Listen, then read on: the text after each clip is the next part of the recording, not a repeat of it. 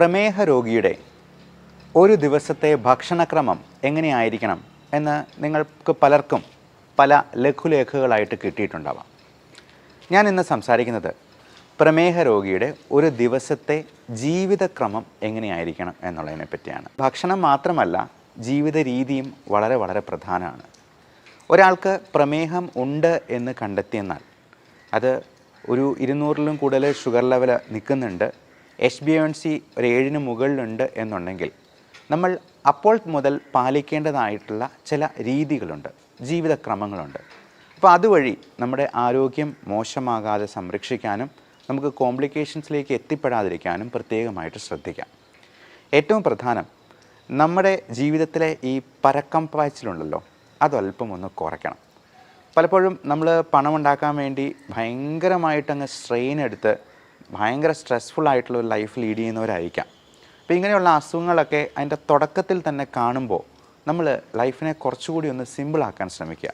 നമ്മൾ ഒരുപാടൊന്നും ഓടണ്ട, ഒരുപാടൊന്നും സമ്പാദിച്ച് വയ്ക്കുകയും വേണ്ട, കടമൊന്നും ഇല്ലാത്ത രീതിയിൽ നമുക്ക് സുഭിക്ഷമായിട്ടങ്ങ് ജീവിച്ച് പോകാമെന്നുണ്ടെങ്കിൽ നമ്മൾ ഒത്തിരി സ്ട്രെയിൻ എടുക്കാൻ പോകാതിരിക്കുക എന്നുള്ളതാണ് ഏറ്റവും നല്ലത്. ചില ആൾക്കാരുണ്ട്, എന്നാൽ നേരെ തിരിച്ച് ഒരു പണിയും ചെയ്യില്ല, മഹാമടിയന്മാരായിട്ട് കഴിയുന്നവർ. അങ്ങനെയുള്ളവർ ആ രീതിയും മാറ്റിപ്പിടിക്കണം. കാരണം ഈ രണ്ട് എക്സ്ട്രീംസും പ്രശ്നങ്ങളാണ്. നമുക്ക് എൻജോയ് ചെയ്ത് ചെയ്യാവുന്ന ജോലികൾ എന്തും നമുക്ക് ചെയ്യാൻ പറ്റണം. കൃഷിപരമായിട്ടുള്ള കാര്യങ്ങളിൽ നമുക്ക് നമ്മുടെ മനസ്സിൻ്റെ സ്ട്രെസ്സ് ഉയർത്താത്ത രീതിയിലുള്ള വലിയ കട്ടിപ്പണിയോ ഭാരിച്ച ജോലികളോ ഉത്തരവാദിത്തങ്ങളോ ഒന്നും ഏറ്റെടുക്കേണ്ട വരുന്നില്ല. നമുക്ക് ആസ്വദിച്ച് ചെയ്യാവുന്ന എന്ത് പണിയാണെങ്കിലും നമുക്ക് ചെയ്യാം.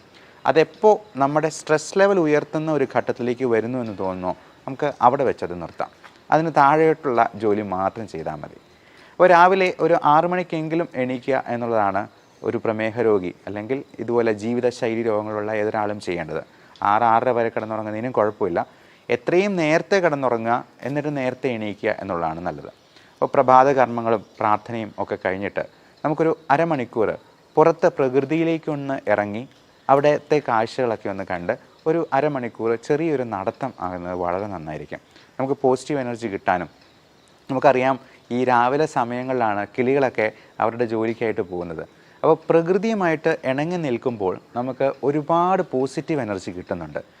ആ ഒരു എനർജി നമ്മുടെ ദിവസം മുഴുവൻ നമ്മുടെ കൂടെ നിലനിൽക്കുകയും ചെയ്യും. അപ്പോൾ രാവിലെ എണീക്കുമ്പോൾ തന്നെ വേണമെങ്കിൽ ഒരു കട്ടൻ കാപ്പി കുടിക്കാം. അപ്പോൾ ഈ കട്ടൻ കാപ്പി എന്ന് പറയുമ്പോൾ അതിൽ മധുരം ഇല്ലാത്തത് കുടിക്കുന്നതാണ് ഏറ്റവും നല്ലത്. ചിലർക്ക് മധുരമില്ലാതെ കാപ്പി കുടിക്കാനായിട്ട് കഴിയില്ല.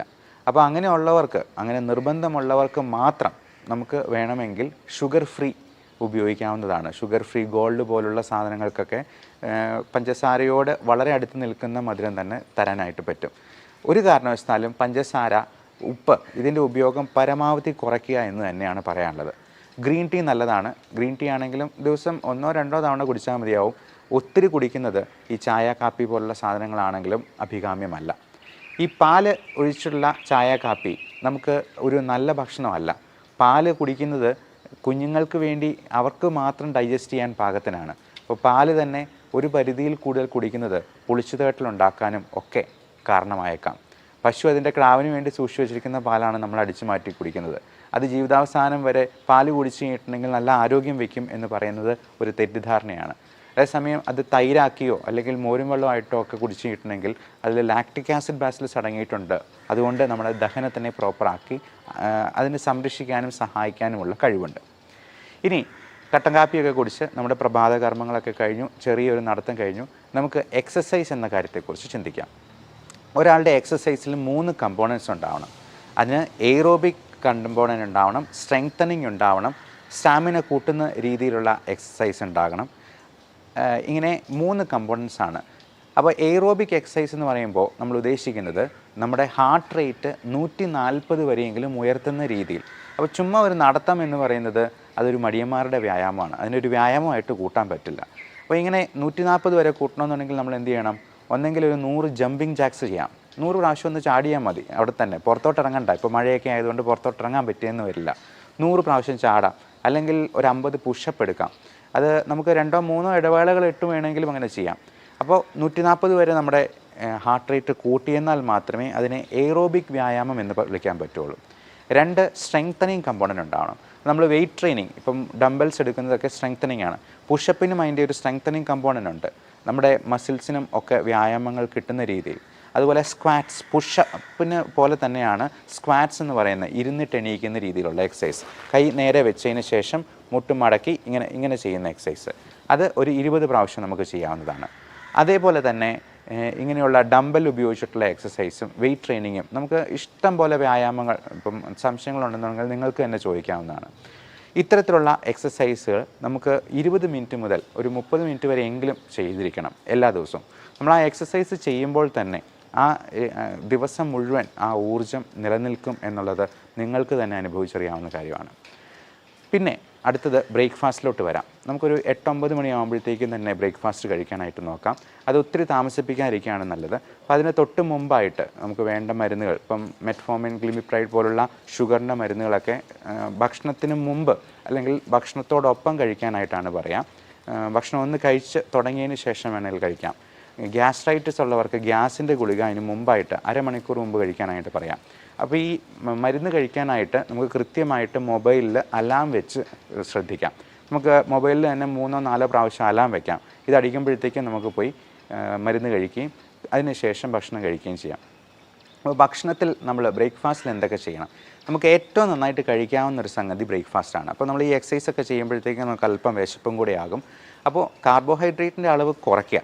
അപ്പോൾ ഒരു പ്ലേറ്റ് എടുത്തെന്നാൽ അതിൽ 1/4 മാത്രം കാർബോഹൈഡ്രേറ്റ്, 1/4 പ്രോട്ടീൻ എന്ന് പറഞ്ഞാൽ മുട്ടയുടെ വെള്ള അല്ലെങ്കിൽ ഇറച്ചി, മീൻ, ഇപ്പം അല്ലെങ്കിൽ കടല വിഭാഗത്തിൽപ്പെടുന്ന പയറ് വർഗ്ഗത്തിൽപ്പെടുന്ന എന്തെങ്കിലും കറികൾ ഒക്കെ ധാരാളമായി കഴിക്കാം. പിന്നെ ഒരു 1/4 നമുക്ക് പച്ചിലക്കറികൾ, ഗ്രീൻ ലീഫി വെജിറ്റബിൾസ് ആണ്. അത് എന്തെങ്കിലും തരത്തിലുള്ള സാലഡ്, ഒരു കുക്കുംബറായിട്ടോ അല്ലെങ്കിൽ ചീരയുടെ എന്തെങ്കിലും ആയിട്ടോ, ഗ്രീൻ ലീഫി ആയിട്ടുള്ള എന്ത് വെജിറ്റബിൾസ് ആണെങ്കിലും ഇതിന് കുഴപ്പമില്ല. സ്പൈനാഷ് എന്നൊക്കെ പറയുന്ന, അല്ലെങ്കിൽ ബ്രൊക്കോളി, അല്ലെങ്കിൽ കുക്കുംബർ തുടങ്ങിയവയെല്ലാം നമുക്ക് ഉപയോഗിക്കാവുന്നതാണ്. പിന്നെ 1/4 അധികം മധുരമില്ലാത്ത പഴങ്ങൾ. മധുരമില്ലാത്തത് എന്ന് പ്രത്യേകം പറയാൻ കാരണം മാങ്ങാപ്പഴമോ അല്ലെങ്കിൽ ചക്കപ്പഴമോ അല്ലെങ്കിൽ ചെറുപഴമോ ഒക്കെ കഴിച്ചെന്നാൽ അതിൽ ഹൈ ഫ്രക്ടോസ് കണ്ടൻറ്റ് ഉള്ളതാണ്. അത് തന്നെ നമ്മുടെ ഷുഗർ കൂട്ടാനായിട്ട് ഇടയാക്കും. ഏറ്റവും പ്രധാനം ഈ ഭക്ഷണം കഴിച്ചു കഴിഞ്ഞാൽ മെയിൻ കോഴ്സിന് ഇടയിലുള്ള സ്നാക്സാണ്. പലപ്പോഴും നമ്മൾ ബാക്കിയെല്ലാം വളരെ ശ്രദ്ധിച്ച് കഴിക്കും. ഈ സ്നാക്സിന് പകരം നമ്മൾ ഉഴുന്നുവടയോ പഴംപൊരിയോ അല്ലെങ്കിൽ പേസ്ട്രിയോ കേക്കോ ബിസ്ക്കറ്റോ ഒക്കെ കഴിച്ച് കഴിയുമ്പോഴത്തേക്കും നമ്മളൊരു ഊണ് കഴിക്കുന്നതിനേക്കാൾ കൂടുതൽ കാലറി ഉള്ളിലോട്ട് പോവുകയാണ് ചെയ്യുന്നത്. അതുകൊണ്ട് ഇടയ്ക്ക് നിങ്ങൾ സ്നാക്സ് കഴിക്കുന്നുണ്ടെങ്കിൽ അത് ഒരു ആപ്പിളിൻ്റെ കഷ്ണമോ ഫ്രൂട്ട്സ് ആയിട്ടോ അല്ലെങ്കിൽ വെജിറ്റബിൾസ് ആയിട്ടോ കഴിക്കാം. മധുരമില്ലാത്ത ഒരു ചായയായിട്ട്, അതും പാല് ചേർക്കാതെ കഴിക്കുന്നത് തന്നെയാണ് നല്ലത്. ഇടയ്ക്കിടയ്ക്കെല്ലാം നന്നായിട്ട് വെള്ളം കുടിച്ചുകൊണ്ടിരിക്കുക. നമ്മൾ വെള്ളം കുടിക്കുമ്പോൾ തന്നെ നമ്മുടെ വിശപ്പൊന്ന് അടങ്ങും. അപ്പം ഇൻ കേസ് ഷുഗർ കുറഞ്ഞു പോകുന്ന ഒരു ലക്ഷണം കാണിക്കുന്നുണ്ടെങ്കിൽ നിങ്ങൾക്ക് ഗ്ലൂക്കോമീറ്റർ വെച്ചിട്ട് സ്വയം നോക്കാൻ പറ്റണം. Self monitoring of blood glucose എന്നാണ് അതിനെ പറയുക. അങ്ങനെ നോക്കി അത് എഴുതി വെച്ച് ഒരു ഡയറിയിൽ സൂക്ഷിക്കുക. എന്നിട്ട് അടുത്ത തവണ ഡോക്ടറെ പോയി കാണുമ്പോഴത്തേക്കും ഇത് കാണിച്ചു കൊടുക്കുക. അപ്പോൾ ഇൻസുലിൻ എടുക്കുന്നവരൊക്കെ ആണെന്നുണ്ടെങ്കിലും ഇങ്ങനെ കുറഞ്ഞു പോകുന്നുണ്ടെങ്കിൽ ഇൻസുലിൻ്റെ അളവിൽ നമ്മൾ സ്വല്പം വ്യത്യാസം വരുന്നത് 2-4 യൂണിറ്റ് കുറയ്ക്കാനായിട്ട് ഡോക്ടർ തന്നെ നിങ്ങളോട് പറഞ്ഞേക്കും. ഇനി അഥവാ ഷുഗർ നോക്കുമ്പോൾ 200-ന് മുകളിലാണ് നിൽക്കുന്നതെങ്കിൽ ചിലപ്പോൾ ഇൻസുലിൻ്റെ അളവ് 2 യൂണിറ്റെങ്കിലും കൂട്ടേണ്ടതായിട്ട് വന്നേക്കാം, അതിന് തൊട്ട് മുമ്പ് എടുക്കുന്ന ഇൻസുലിൻ്റെ അളവിൽ. അതുപോലെ നമ്മൾ ഷുഗർ നോർമലാണോ എന്ന് ഇടയ്ക്കിടയ്ക്ക് നോക്കുക. അതൊരു ഒബ്സഷൻ പോലെ ഇടയ്ക്കിടയ്ക്കെല്ലാം ഓരോ 5 മിനിറ്റ് കൂടുമ്പോഴും പോയി നോക്കണമെന്നല്ല. ദിവസം ഒരു 3 പ്രാവശ്യം വരെയൊക്കെ നമുക്ക് നോക്കുന്നതിൽ യാതൊരു തെറ്റുമില്ല. അത് കൂടുതലായിട്ട് നിൽക്കുന്നുണ്ടെന്നുണ്ടെങ്കിൽ നിങ്ങൾ ഡോക്ടറോട് ചോദിച്ച് മരുന്നുകളിൽ വേണ്ട അഡ്ജസ്റ്റ്മെൻറ്റുകൾ നടത്തുക. ഇപ്പം ചിലപ്പോൾ ചില മരുന്നുകൾ കൊണ്ട് കൺട്രോൾ ആയില്ലെങ്കിൽ വളരെ പുതിയ രീതിയിലുള്ള മരുന്നുകൾ ഇപ്പോൾ അവൈലബിൾ ആണ്. SGLT2 ഇൻഹിബിറ്റേഴ്സ്, DPP4 ഇൻഹിബിറ്റേഴ്സ് എന്നൊക്കെ പേരുള്ള, ഇപ്പം ഗ്ലിപ്റ്റിൻ എന്ന വാലുള്ള, ഗ്ലിഫോസിൻ എന്ന വാലുള്ള മരുന്നുകൾ ഇപ്പോൾ അവൈലബിൾ ആണ്. അതെല്ലാം നമുക്ക് അവരുടെ ഡോക്ടറുടെ നിർദ്ദേശപ്രകാരം നമുക്കൊന്ന് മാറ്റി അത് ഹൃദയത്തിൻ്റെ ആരോഗ്യത്തെ സംരക്ഷിക്കുന്ന, കിഡ്നിക്കും ലിവറിനും ഒന്നും യാതൊരുവിധ ടോക്സിസിറ്റിയും ഉണ്ടാക്കാത്ത രീതിയിലുള്ള മരുന്നുകൾ ഇന്ന് അവൈലബിൾ ആണ്. ഇനി ജോലിക്ക് പോകുന്ന ആൾക്കാർ, ഇപ്പം ജോലിക്ക് പോകുമ്പോഴത്തേക്കും നമ്മൾ ഈ ട്രാഫിക്കും അങ്ങനെയുള്ള കാര്യങ്ങളൊക്കെ ഉള്ളതുകൊണ്ട് ഇതെല്ലാം നമ്മുടെ സ്ട്രെസ് ലെവലെ ഉയർത്താൻ സാധ്യതയുണ്ട്. അപ്പം നമ്മുടേതൊരു സിമ്പിൾ ലൈഫ് ആകാനായിട്ട് സിംപ്ലിസിറ്റിയാണ് നമുക്ക് സിംപ്ലിസിറ്റിയാണ് ഏറ്റവും നല്ല സോഫിസ്റ്റിക്കേഷൻ എന്ന് പറയാറുണ്ട്. അതായത് സോഫിസ്റ്റിക്കേഷന് വേണ്ടി നമുക്ക് ഏറ്റവും സിമ്പിളാകാൻ പറ്റുമോ അത്രയും സിമ്പിളാവുക എന്നുള്ളതാണ്. ഇപ്പോൾ ജോലിക്ക് പോകുന്നതാണെന്നുണ്ടെങ്കിലും നമ്മൾ ഓട്ടിപ്പിടിച്ച് ബസ്സിലൊക്കെ കയറി പിടിച്ച് പോകുന്നതിനേക്കാളും നമുക്ക് സ്വതന്ത്രമായിട്ട് ഇച്ചിരി ഒരു 5 മിനിറ്റ് നേരത്തെ ഇറങ്ങിയിട്ടാണെങ്കിലും നമ്മൾ തിടുക്കം കൂട്ടാതെ വളരെ സാവധാനം വണ്ടി ഓടിച്ചാട്ടുന്നതാണെങ്കിലും ജോലി സ്ഥലത്തെത്തുക. ജോലിയിലാണെങ്കിലും അധികം സ്ട്രെസ് ഉണ്ടാക്കാത്ത രീതിയിൽ അതിനെ പരിമിതപ്പെടുത്താനായിട്ട് നമുക്ക് കഴിയണം. മാത്രമല്ല, ഈ ജോലിക്കിടയിൽ നമുക്ക് ടെൻഷൻ ഉണ്ടാക്കുന്ന സംഗതികൾ ഉണ്ടാകുമ്പോഴത്തേക്കും അതിനെ ഒന്ന് ലഘൂകരിക്കാൻ പറ്റിയ രീതികളും നമുക്ക് വേണമെങ്കിൽ ജോലിയിൽ തന്നെ ക്രമീകരിക്കാവുന്നതാണ്. പലപ്പോഴും വലിയ കോർപ്പറേറ്റ് കമ്പനികളൊക്കെ അവരുടെ ജോലിസ്ഥലം ഏറ്റവും മനോഹരമാക്കി വെക്കുന്നതിൻ്റെ കാര്യം ഇതാണ്. കാരണം ജോലിസ്ഥലത്ത് ഏറ്റവും നന്നായിട്ട് കൂടുതൽ സമയം ചെലവഴിക്കാനായിട്ട് അവരുടെ എംപ്ലോയീസിനെ പ്രാപ്തമാക്കുന്ന രീതിയിൽ അതിനെ മോഡിഫൈ ചെയ്യുകയാണ് ചെയ്യുന്നത്. അപ്പോൾ പലപ്പോഴും ഞങ്ങളുടെ ക്ലിനിക്കിലോ ഹോസ്പിറ്റലിലൊക്കെ ആണെന്നുണ്ടെങ്കിലും ചെറിയൊരു പാട്ട് വയ്ക്കും, ചിലപ്പോൾ ടി വി വയ്ക്കും. അപ്പോൾ ടി വിയിലെ ഒരു പാട്ടോ മ്യൂസിക്കോ ഒക്കെ പ്ലേ ചെയ്യുമ്പോഴത്തേക്കും നമ്മൾ പോലും അറിയാതെ കൂടുതൽ ഊർജ്ജത്തോടു കൂടി നമുക്ക് ജോലി ചെയ്യാനായിട്ട് കഴിയും. ചില സർജന്മാരൊക്കെ ആണെന്നുണ്ടെങ്കിൽ, അല്ലെങ്കിൽ ഞങ്ങൾ പ്രൊസീജിയർ ചെയ്യുമ്പോൾ ബ്രോങ്കോസ്കോപ്പി എൻഡോസ്കോപ്പി ഒക്കെ ചെയ്യുമ്പോഴത്തേക്കും സൈഡിലൊരു ചെറിയ പാട്ടും വയ്ക്കും. അപ്പോൾ പാട്ട് വയ്ക്കുമ്പോഴത്തേക്കും നമ്മുടെ സ്ട്രെസ്സിനെ ഒന്ന് കുറയ്ക്കാനായിട്ട് അതിന് അത്ഭുതകരമായിട്ടുള്ള ഒരു കഴിവുണ്ട്. അതുപോലെ നമ്മൾ വർക്ക് ഇൻ സ്റ്റൈൽ എന്ന് പറയും. ചില സർജൻസൊക്കെ ആണെന്നുണ്ടെങ്കിൽ അവർ ഈ സർജറി ചെയ്യുന്നതിൻ്റെ ഇടയിൽ കത്രികയൊക്കെ ഇങ്ങനെ തിരിക്കുന്നത് ഒരു സ്റ്റൈലിൽ നമ്മുടെ രജനീകാന്ത് തിരിക്കുന്ന പോലെ ഇങ്ങനെ തിരിച്ച് കാണിക്കാറൊക്കെ ഉണ്ട്. അതുപോലെ അവർ സർജറി കഴിഞ്ഞെന്നാൽ ഗ്ലൗസ് ഊരിയിട്ട് ഇങ്ങനെ ഒരു ആക്ഷൻ കൊണ്ട് ഗ്ലൗസ് നേരെ പോയി വേസ്റ്റ് ബിന്നിൽ പോയി വീഴുന്ന രീതിയിൽ ഒരു സ്റ്റൈൽ കാണിക്കാറുണ്ട്. അപ്പോൾ ഇങ്ങനെയുള്ള സ്റ്റൈലുകളും തമാശകളും ഒക്കെ നമ്മുടെ ജോലി ഭാരത്തെ കുറയ്ക്കുന്ന രീതിയിൽ, അപ്പോൾ ഒരിക്കലും നമ്മുടെ ജോലിയെ കോംപ്രമൈസ് ചെയ്തുകൊണ്ടല്ല, പേഷ്യൻസിന് എന്തെങ്കിലും പ്രശ്നം ഉണ്ടാകുമ്പോൾ നമുക്ക് ഈ പറഞ്ഞ പോലെ സ്റ്റൈൽ കാണിച്ചുകൊണ്ട് നിൽക്കാനൊന്നും കഴിയില്ല. അപ്പോൾ എത്രമാത്രം സ്ട്രെസ്സ് കുറയ്ക്കാൻ പറ്റുന്ന രീതിയിൽ അത് എൻജോയ് ചെയ്യാൻ പറ്റും എന്നുള്ളത് ഓരോരുത്തരുടെയും കയ്യിലിരിക്കുന്ന കാര്യങ്ങളാണ്. അപ്പം ചിലപ്പോൾ നമുക്ക് ഒരു ക്ലീനിങ് ജോലി ചെയ്യുന്ന ഒരാൾക്ക് പോലും ആ ജോലി ഏറ്റവും ഭംഗിയായിട്ട് എൻജോയ് ചെയ്യാം, ആ ക്ലീനിങ് പ്രോസസ്സിനെ ഏറ്റവും ആസ്വദിക്കാം. അപ്പോൾ ഏറ്റവും നന്നായി ആസ്വദിച്ച് ചെയ്യുക എന്നുള്ളതാണ് നമ്മുടെ മാനസികാരോഗ്യത്തിനും ശാരീരികാരോഗ്യത്തിനും ഹെൽപ്പ് ചെയ്യുന്ന ഏറ്റവും നല്ല രീതി. അടുത്ത് നമ്മൾക്ക് ഉച്ചഭക്ഷണത്തെ പറ്റി നോക്കാം. ഈ ഉച്ചഭക്ഷണവും ഡിന്നറും നമുക്ക് പരമാവധി കാർബോഹൈഡ്രേറ്റ്സിനെ കുറച്ച് നിർത്തിക്കൊണ്ട് പ്രോട്ടീൻ കൂടുതലാക്കുകയും അതുപോലെ വെജിറ്റബിൾസും ഫ്രൂട്ട്സും കൂടുതൽ ആഡ് ചെയ്യുകയും ചെയ്യാം. ഇപ്പോൾ ചോറ് ഉപയോഗിക്കുന്നുണ്ടെങ്കിൽ തവിടുള്ള ചോറ് ഉപയോഗിക്കാം. അത് ഏറ്റവും കുറഞ്ഞ് ഞാൻ നേരത്തെ പറഞ്ഞ പോലെ ഈ പ്ലേറ്റ് മെത്തേഡ് ഉപയോഗിച്ച് 1/4 മാത്രം കാർബോഹൈഡ്രേറ്റ്സ്, അത് ഏറ്റവും തവിടുള്ള അരി കൊണ്ടുള്ള ചോറാണ് ഏറ്റവും ഉത്തമം. അതുപോലെ ചപ്പാത്തി ആണെന്നുണ്ടെങ്കിലും നമ്മൾ 2-3 ചപ്പാത്തി അതിൽ കൂടുതൽ കഴിക്കുന്നത് തീർച്ചയായിട്ടും അതുകൊണ്ട് ഉണ്ടാകുന്ന അഡ്വാൻറ്റേജസിനേക്കാൾ ദൂഷ്യങ്ങൾ തന്നെയാണ് ഉണ്ടാവുക. നമ്മൾ ചോറ് ഒഴിവാക്കിയിട്ട് 5 ചപ്പാത്തി കഴിച്ചെന്നാൽ അതുകൊണ്ട് പ്രത്യേകിച്ച് പ്രയോജനമൊന്നും ഇല്ല എന്ന് പറയാം. ഇപ്പോൾ കറികളാണെന്നുണ്ടെങ്കിൽ നേരത്തെ പറഞ്ഞ 1/4 പ്രോട്ടീൻസ്, 1/4 ഗ്രീൻ ലീഫി വെജിറ്റബിൾസ്, 1/4 മധുരമില്ലാത്ത പഴങ്ങൾ എന്നുള്ള രീതിയിൽ ക്രമീകരിക്കുക. ഇടയ്ക്കിടയ്ക്കെല്ലാം നന്നായിട്ട് വെള്ളം കുടിക്കുക. വൈകിട്ട് ഒരു ചായ ആകുന്നതിന് കുഴപ്പമില്ല. ചായയുടെ കൂടെ സ്നാക്സ് വേണമെന്നുണ്ടെങ്കിൽ പഴം പുഴുങ്ങിയതിൻ്റെ ഒരു പകുതി, അധികം പഴുത്തതല്ലാത്ത പഴത്തിൻ്റെ ഒരു പകുതി, പിന്നെ മധുരമില്ലാത്ത ബിസ്ക്കറ്റ്, ഫൈബർ കണ്ടൻറ്റുള്ള ബിസ്ക്കറ്റ്, ഇതൊക്കെ കൂടുതലായിട്ട് ഡയബറ്റിക് രോഗികൾക്കും കഴിക്കാവുന്നതാണ്. ഉപ്പിൻ്റെ അളവ് പരമാവധി കുറയ്ക്കുക. ഉണക്കമീൻ, അച്ചാറ്, പപ്പടം തുടങ്ങിയ സാധനങ്ങളെല്ലാം ഉപ്പിൻ്റെ അംശം കൂടുതലായിട്ട് കൂട്ടാനായിട്ട് സാധ്യതയുണ്ട്. ഇത് തന്നെ ബി പിക്കും ഷുഗറിനും ഒക്കെ ആകെ മൊത്തമുള്ള നീർക്കെട്ട് ഉണ്ടാക്കാനായിട്ടും അത് സാധ്യതയുണ്ട് എന്നുള്ളത് കൊണ്ട് ഉപ്പും പഞ്ചസാരയും പരമാവധി കുറച്ച് നിർത്തുക തന്നെ ചെയ്യാം. അപ്പോൾ വൈകുന്നേരം നമ്മൾ ഒത്തിരി ലേറ്റായിട്ട് വർക്ക് ചെയ്ത് ഒത്തിരി ലേറ്റായി ക്ഷീണിച്ച് ചെല്ലുന്നതിനേക്കാൾ നല്ലത് നമുക്ക് ഒരു 6 മണിയോടുകൂടി തന്നെയെങ്കിലും നമ്മുടെ ജോലികൾ അവസാനിപ്പിച്ച് വീട്ടിലെത്തി ഒരു ക്വാളിറ്റി ടൈം സ്പെൻഡ് ചെയ്യാനായിട്ട്, ഒരു കുളിയൊക്കെ കഴിഞ്ഞിട്ട് നമുക്ക് കുറച്ച് നേരം വേണമെങ്കിൽ ഒന്ന് പുറത്തുകൂടി ഒന്ന് നടക്കാം. ഇനി ഒരു സിനിമ കാണണമെന്നുണ്ടെങ്കിൽ അങ്ങനെ ആകാം. അപ്പം സിനിമ കാണുമ്പോഴും നമുക്ക് ടി വി കാണുമ്പോഴും ഒക്കെ നമ്മൾ ഈ സോഫയിലിരുന്ന് വെറുതെ ഇരുന്ന് കാണുന്നതിനേക്കാൾ നല്ലത് നമുക്കൊരു ട്രെഡ്മില്ല് ഉണ്ടെന്നുണ്ടെങ്കിൽ അത് ടി വിയുടെ മുമ്പിൽ തന്നെ പ്ലേസ് ചെയ്യുക എന്നുള്ളതാണ്. അപ്പോൾ നടന്നുകൊണ്ട് തന്നെ നമുക്ക് സിനിമ കാണാം, ചെറിയ എക്സസൈസ് ചെയ്തുകൊണ്ട് തന്നെ സിനിമ കാണാം. സുംബ ഡാൻസിങ് പോലുള്ള കാര്യങ്ങൾ പ്രാക്ടീസ് ചെയ്യാം. ഡാൻസ് പ്രാക്ടീസ് ചെയ്യുന്നതും കുട്ടികളുടെ കൂടെ കളിക്കുന്നതും ഒക്കെ ഒരു ചെറിയ മോഡറേറ്റ് ആക്ടിവിറ്റി ആയിട്ട് തന്നെ നമുക്ക് കണക്കാക്കാം. ഉച്ചയുറക്കം പലപ്പോഴും 2-3 മണിക്കൂറൊക്കെ ഉറങ്ങിക്കഴിഞ്ഞാൽ രാത്രി നമുക്ക് നിദ്രാദേവത തിരിഞ്ഞു നോക്കുക പോലും ഉണ്ടാകത്തില്ല. അതുകൊണ്ട് ഉച്ച കഴിഞ്ഞുള്ള ഉറക്കം ഒരു അരമണിക്കൂർ മാത്രമായിട്ട് പരിമിതപ്പെടുത്തുക. അങ്ങേയറ്റം ഏറിപ്പോയെന്നാൽ 1 മണിക്കൂർ, അതിൽ കൂടുതൽ ഉറങ്ങുന്നത് നല്ലതല്ല. നമ്മുടെ എനർജി ലെവൽ കുറച്ച് കളയാനാണ് അത് സാധ്യത ഉണ്ടാക്കുക.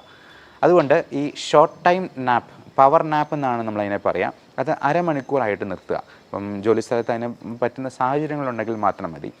അതിൽ കൂടുതൽ ഉറങ്ങാതിരിക്കുക എന്നുള്ളതാണ് അഭികാമ്യം.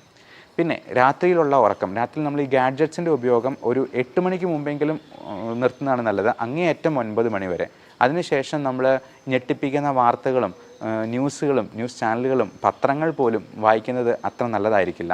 നമ്മുടെ ഉറക്കത്തിലേക്ക് തള്ളിവിടുന്ന, നമ്മൾ അടുത്ത പ്ലാനുകളും പദ്ധതികളും ഒക്കെ വെച്ച് ഒരുപാട് സ്ട്രെസ്ഡ് ഔട്ട് ആകുന്നതിനേക്കാൾ നല്ലത് നമുക്കൊരു അഫർമേഷൻ ടെക്നിക്ക്, നമുക്ക് ഈ ഇമേജിങ് ടെക്നിക്കൊക്കെ ഉപയോഗിച്ചുകൊണ്ട് നല്ലൊരു ജീവിതത്തെപ്പറ്റി സ്വപ്നം കണ്ടുകൊണ്ട് ഉറങ്ങുന്നതാണ്. ഒരിക്കലും ഒത്തിരി ആവലാതികൾ, കഴിഞ്ഞ ദിവസം വന്ന ഒരു മനുഷ്യൻ പറഞ്ഞത്, ഒരു പേന കാണാതെ പോയി കഴിഞ്ഞാൽ പോലും എനിക്ക് ടെൻഷനാണ് എന്ന്. കുഞ്ഞു കുഞ്ഞു കാര്യങ്ങളെ നമുക്ക് അതിൻ്റെ പാട്ടിന് വിടുക, നമ്മളത് അങ്ങ് മനഃപൂർവ്വം മറന്നു കളയുക. നമുക്ക് ആ കാര്യം മനസ്സിൽ നിന്ന് അങ്ങ് എടുത്തു കളഞ്ഞ് പുതിയ കാര്യങ്ങളിലേക്ക് മനസ്സിനെ കോൺസെൻട്രേറ്റ് ചെയ്യാനായിട്ട് ശ്രമിക്കുക. അപ്പോൾ വൈകുന്നേരത്തെ അത്താഴമാണെങ്കിലും ഏറ്റവും യാചകനെ പോലെ കഴിക്കണമെന്നാണ് പറയുക. അപ്പം എത്രയും നേരത്തെ കിടന്നുറങ്ങുന്നോ അത്രയും നമുക്ക് ഡിന്നർ ചുരുക്കാൻ പറ്റും. ഒരു ദിവസം ഡിന്നർ ഒഴിവാക്കിയാൽ തന്നെ നമുക്ക് 200 grams ബോഡി വെയിറ്റ് കുറയ്ക്കാം. പിറ്റേ ദിവസം നമ്മൾ ഡെസിമൽ പ്ലേസസും കൂടെയുള്ള ഒരു ബോഡി വെയിറ്റ് ബാലൻസ് നോക്കിയെന്നാൽ അറിയാം, അതിൽ 0.2 kilograms കുറവായിരിക്കും, 200 grams കുറവായിരിക്കും. അപ്പോൾ അങ്ങനെ നമ്മൾ ഇപ്പോൾ ഒരു ടാർഗറ്റ് വയ്ക്കുക.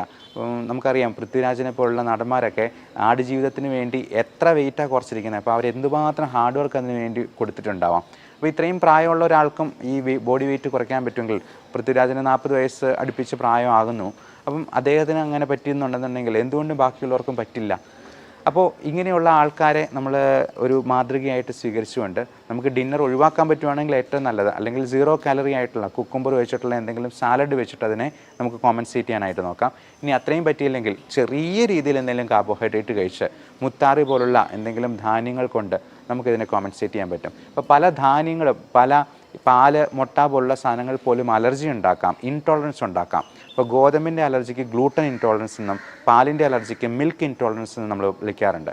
അപ്പോൾ ഇതൊക്കെ ഉണ്ടോ എന്നുള്ളത് കണ്ടുപിടിക്കുന്നത് വളരെയധികം നന്നായിരിക്കും. കാരണം പല ഓട്ടോ ഇമ്മ്യൂൺ ഡിസീസസിനും, ഈവൻ ജോയിൻറ്റ് പെയിൻ, ആമവാദം, സന്ധിവാദം തുടങ്ങിയ പ്രശ്നങ്ങൾക്കുമൊക്കെ ഈ പറയുന്ന ഫുഡ് ഇൻടോളറൻസ് ഒരു വലിയ കാരണമായിരിക്കും. അതിൻ്റെ ട്രിഗറിങ് ഫാക്ടർ നമ്മുടെ ഭക്ഷണത്തിൽ നിന്നായിരിക്കാം. അതുപോലെ നമ്മുടെ എൻവയൺമെൻറ്റൽ എക്സ്പോഷറിലുള്ള ഇപ്പം നായ, പട്ടി, പൂച്ച, മുയൽ തുടങ്ങിയ സാധനങ്ങളും പൊടിച്ചെള്ള്. ഇപ്പം എനിക്ക് അലർജി പാനൽ ടെസ്റ്റ് ചെയ്തപ്പോൾ എനിക്ക് 3 തരത്തിലുള്ള പൊടിച്ചെള്ളിനും 1 തരത്തിലുള്ള ഫംഗസിനും അലർജി ഉണ്ടായിരുന്നു. ഇതൊക്കെ നമ്മുടെ ചുറ്റുമുണ്ട്. അപ്പോൾ ഇത് നമ്മൾ ഈ 71 അലർജൻസിൻ്റെ ഒരു പാനൽ വെച്ചിട്ട് കയ്യിൽ വരച്ച് നോക്കി ഓരോന്നിൻ്റെയും റിയാക്ഷൻ കൃത്യമായിട്ട് അളന്ന് നോക്കി കണ്ടുപിടിക്കുന്ന ഒരു ടെസ്റ്റാണ്.